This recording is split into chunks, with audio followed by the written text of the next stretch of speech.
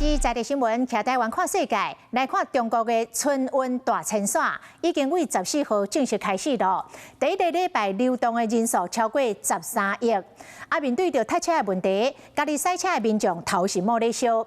辽宁有一个网红开67万买一个火车头，甲安装伫个火车顶，变做山洞式的门床，带爸仔母，带一家大细甲员工13个人，哪耍哪驶哪看风景，最后来到三亚这个城市来过年。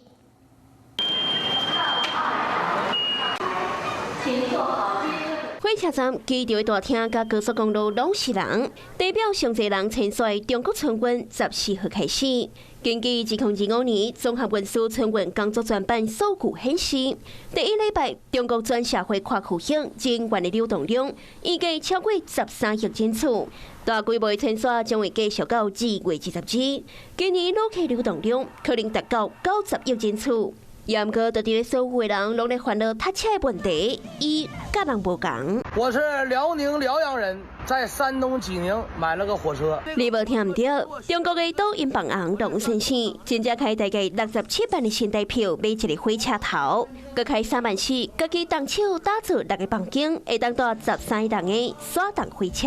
我儿带咱们出来玩，有几个朋友有员工还有点员工。平时来路上跑啊，我们就坐小车你看到那个服务区了，做饭了，休息了我们就来这里头。火车头有水电，有便所，也佮有专门的发电机。一口罩就安尼带朋友甲员工，为辽阳一路热南佚佗，上尾站到三亚过年。龙先生将火车头开上路，其实是为着因老爸。